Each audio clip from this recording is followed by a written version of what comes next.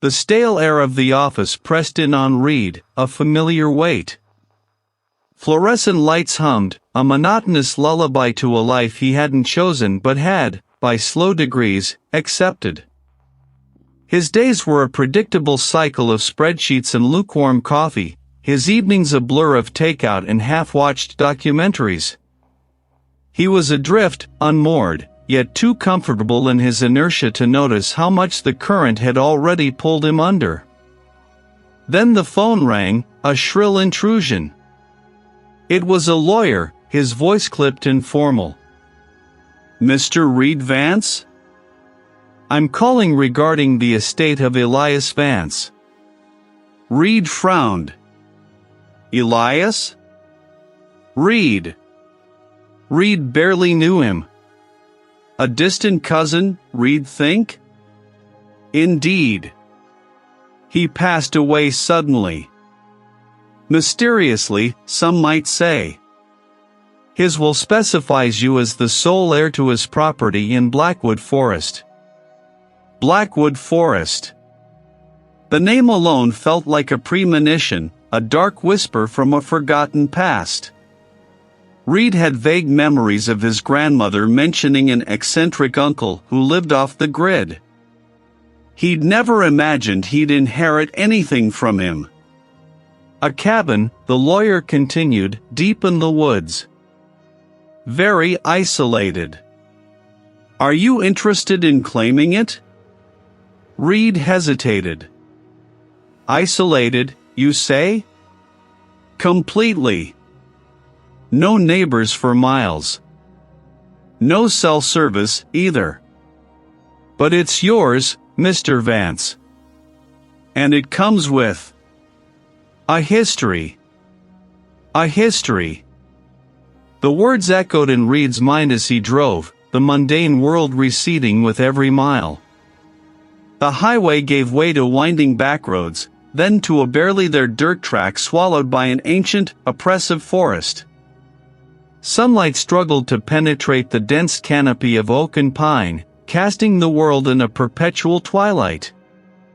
The air grew heavy, smelling of damp earth, decaying leaves, and something else, something metallic and faintly sweet, like old blood. The track ended abruptly at a clearing.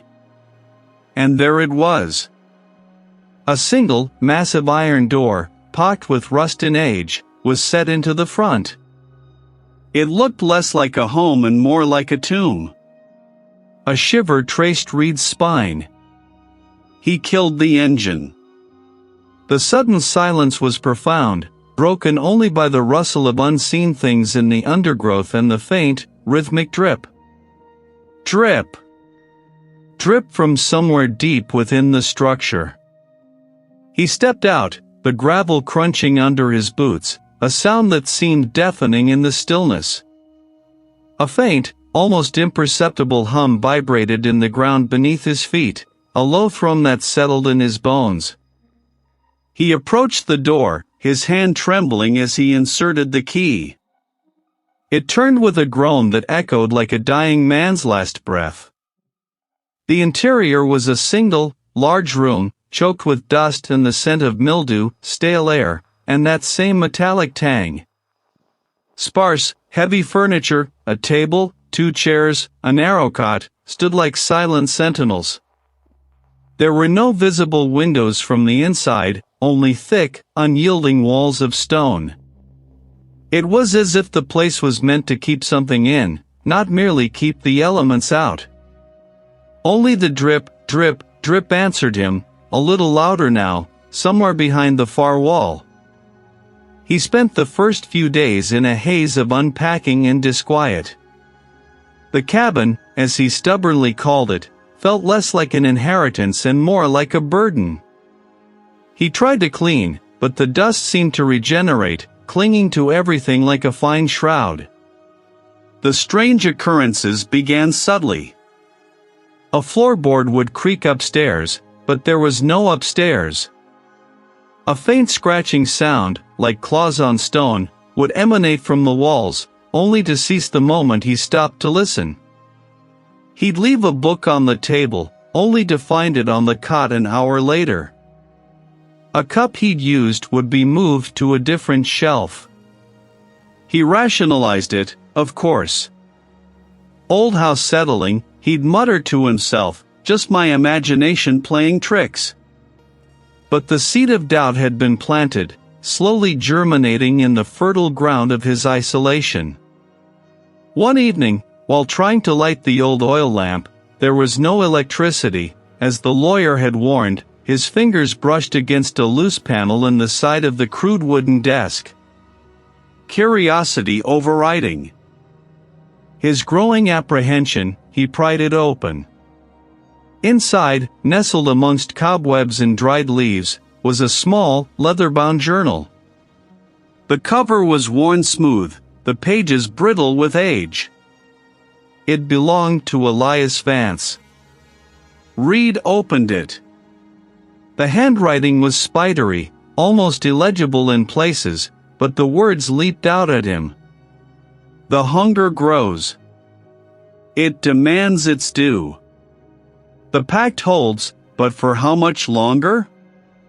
Reid frowned, reading on. Elias's entries became increasingly disjointed, filled with references to the weeper, the barrow, and the lineage. There were frantic sketches of symbols, intricate and disturbing, that resembled twisted roots or grasping hands. I see them, the others. Or so Reid hoped. What were you doing out here, Elias? Reid murmured to the empty room, the faint drip, drip, drip now a constant backdrop to his thoughts. What did you get yourself into? The minor disturbances soon escalated.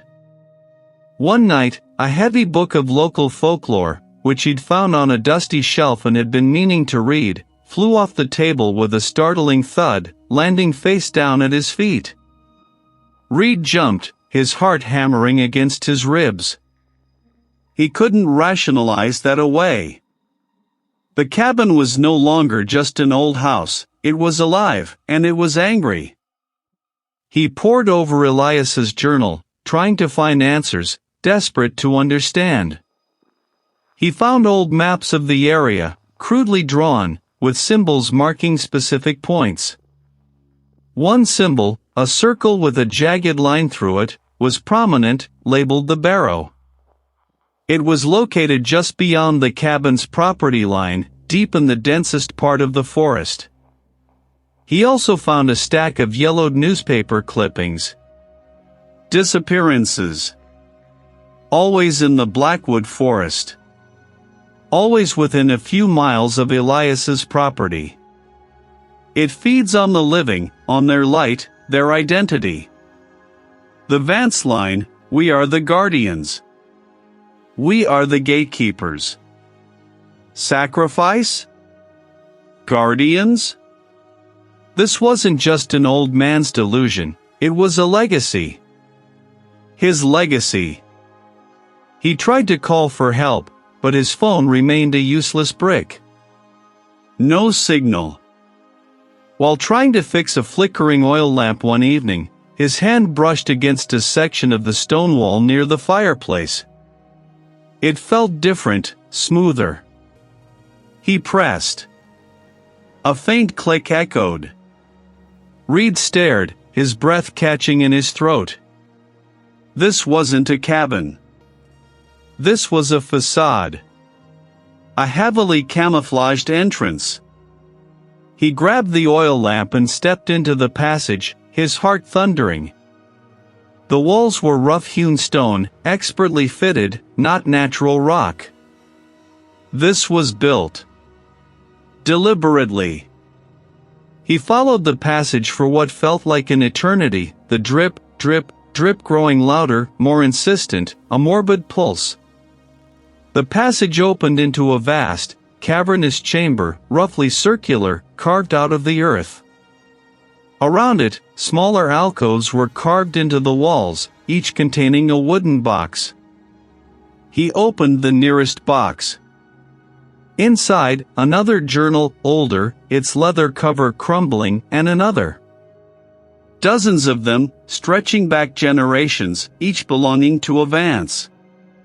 He recognized the symbols from Elias's journal etched into the stone altar. He picked up one of the oldest journals, its pages yellowed and brittle.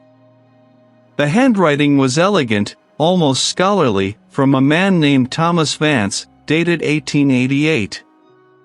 The pact was sealed by our ancestor, Ilara Vance, generations ago, Thomas had written. The land was cursed, the entity, the weeper, ravenous. It threatened to consume all, but Ilara, in her desperation, offered a bargain. Not blood, not flesh, but the identity of one of her line, every cycle. A conduit, a vessel, to contain the entity, to keep it from spreading beyond these grounds. The cabin, this bunker, was built to facilitate this. This wasn't a cabin in the woods, it was a prison, a containment facility, designed to trap something ancient and malevolent. And Elias. Elias had been the last host. His sudden, mysterious death wasn't a passing, it was a transfer. He flipped through another journal, this one from a Clara Vance, dated 1947. The weeper does not kill, not truly. It devours the self. It twists the mind, warps memories, until the host becomes an echo, a part of its endless hunger. We are bound to it. We are the stewards, the keepers of the curse. And when our time comes, we yield. For the sake of the world above. Reid's hands trembled, dropping the journal. He was the next in line. He was the next sacrifice. The entity wasn't just tied to the land, it was tied to him, through his blood, through this twisted lineage. Elias's death wasn't just a signal, it was an invitation. The air in the bunker grew heavy, thick with an unseen presence. They were clear, insidious, echoing not from the walls, but from within his own mind. Welcome, Reid. You have come home. His own memories began to fray at the edges. He saw his face reflected in the polished surface of the stone altar, but it wasn't his face. It was Elias's, then another, older, gaunter face he recognized from a faded photograph in one of the journals. You are us. Your life, your past. It is a dream. Objects began to move with violent intent. A heavy wooden stool flew across the chamber, shattering against the far wall. He saw his reflection in a small, tarnished mirror he'd found in Elias's living quarters, but the image was distorted, stretched, his features elongating, his eyes deepening into black pools. He clawed at his face, trying to feel his own skin, to confirm his own reality. No, he screamed, his voice raw, hoarse. I'm Reid. I'm not Elias. I'm not them. Your name is a whisper in the wind. Yourself, a fleeting thought. We remember you. We are all of you. He saw his colleague, Sarah, standing in the corner of the bunker, him face pale, eyes wide with fear. Reid? What have you done? She cried, her voice trembling. Then her image dissolved into a swirl of black mist, replaced by a grotesque, shifting silhouette that seemed to mock him. The entity was twisting his perception, manipulating his memories, trying to make him doubt his very existence. It wasn't just after a sacrifice, it wanted to become him, to absorb his identity into the endless chorus of Vances, perpetuating its own horrific existence. Desperate, Reid stumbled, trying to find a way out. He slammed his fist against the bunker walls, futilely searching for another hidden mechanism, another passage. He tried to destroy the journals, tearing at their brittle pages, but they resisted, like ancient hide, and the symbols on the altar glowed with a faint, malevolent light, mocking his efforts.